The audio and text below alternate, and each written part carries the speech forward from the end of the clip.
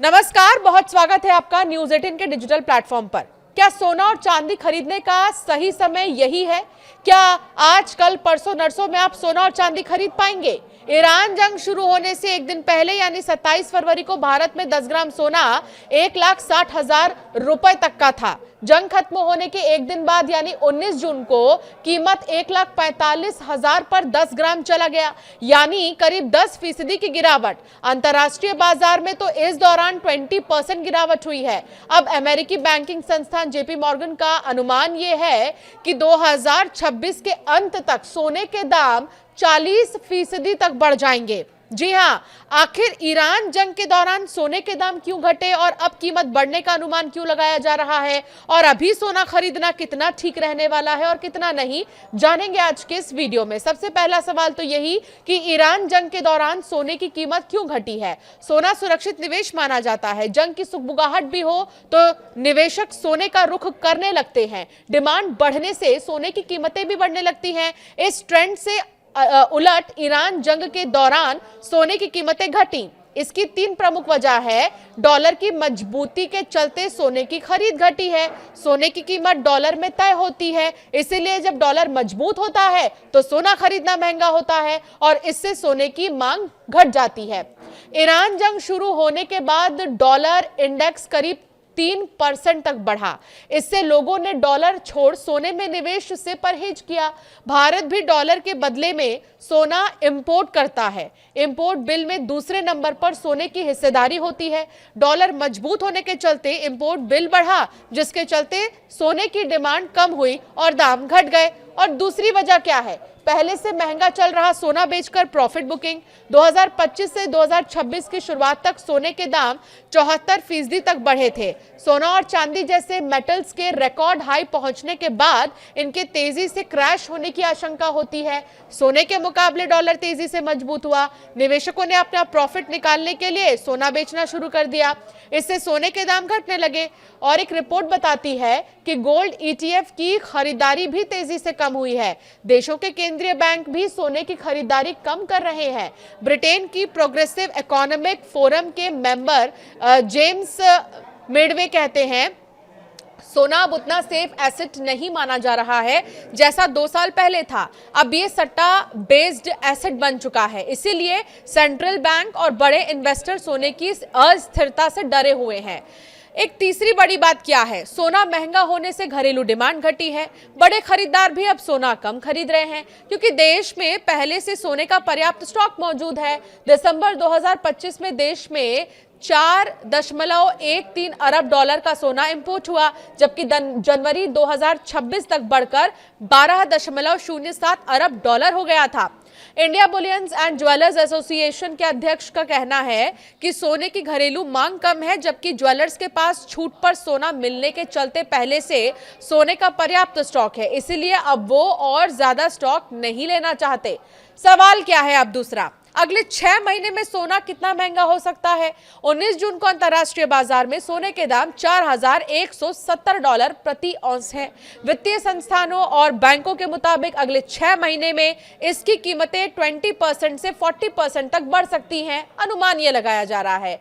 कुछ रिसर्च ये बताते हैं कि $6,000 प्रति औंस यानी 40% से ज्यादा महंगा होने का अनुमान है। जर्मनी का डॉयचे बैंक $6,000 प्रति ounce, America based investment bank Goldman सैक्स की बात करें अगर तो ये $5,400 प्रति औंस है।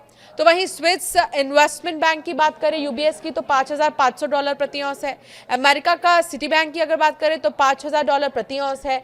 तो कुल मिलाकर जेपी मॉर्गन ने यह भी बताया कि 2027 के आखिर तक कीमत $6,300 तक पहुंच सकती है। अगर सोना 20% तक भी बढ़ा तो भारत में 10 ग्राम सोने की कीमत 1,74,000 रुपए हो जाएगी, जो अभी 1,45,000 है प्रति 10 ग्राम। 30% तक भी बढ़ता है तो 1,88,000, और अगर 40% तक बढ़ा 2 लाख के पार सोना प्रति 10 ग्राम। अब सवाल यह है कि सोने की कीमतें बढ़ने का अनुमान क्यों लगाया जा रहा है? सोने के दाम बढ़ने से सबसे बड़ी वजह है सेंट्रल बैंक की खरीदारी। दरअसल 2022 में जब रूस यूक्रेन युद्ध शुरू हुआ तो अमेरिका ने यूरोपीय दोस्तों के साथ मिलकर रूस के 300 बिलियन डॉलर के फॉरेन रिजर्व पर रोक लगा दी थी। माना जाने लगा कि अमेरिका अपनी करेंसी को हथियार की तरह इस्तेमाल कर सकता है। इसके बाद से दुनिया भर के देशों में डॉलर के प्रति भरोसा कम होने लगा और वो अपना फॉरेन रिजर्व दूसरी करेंसी और खासकर सोने में जमा करने लगे। इस वजह से सोने की डिमांड बढ़ने लगी और कीमतें भी। वर्ल्ड गोल्ड काउंसिल के मुताबिक 2025 और 26 में दुनिया भर के केंद्रीय बैंकों ने कुल 900 टन से ज्यादा सोना खरीदा, जो ज्यादा खरीद का लगातार चौथा साल है। 2026 की पहली तिमाही में बैंकों ने कागज पर 16 टन खरीद दिखाई। जेपी मॉर्गन का मानना है कि असली खरीदारी कहीं ज्यादा हुई है। वर्ल्ड गोल्ड काउंसिल 244 टन खरीद का डेटा दे रहा है। सोने की इस खरीद में सबसे आगे है चीन। पीपल्स बैंक ऑफ चाइना फरवरी 2026 तक हर महीने 1 टन सोना खरीद रहा था। मार्च में उसने 5 टन और अप्रैल में 8 टन सोना खरीदा। अब ग्वाटेमाला, इंडोनेशिया, मलेशिया जैसे देशों के सेंट्रल बैंक ने भी सोना खरीदना शुरू किया। इसी वजह से जेपी मॉर्गन के अनुमान के हिसाब से अब सोने की कीमतें बढ़ सकती हैं। इसके अलावा वो 4 फैक्टर अब भी मौजूद हैं जो पिछले कुछ सालों में सोने की डिमांड बढ़ा रहे थे। वो 4 फैक्टर क्या है? महंगाई का डर। जब महंगाई बढ़ती है तो पैसों की कीमत घटने लगती है। ऐसे में निवेशक अपनी संपत्ति की असली कीमत बचाने के लिए सोना खरीदते हैं।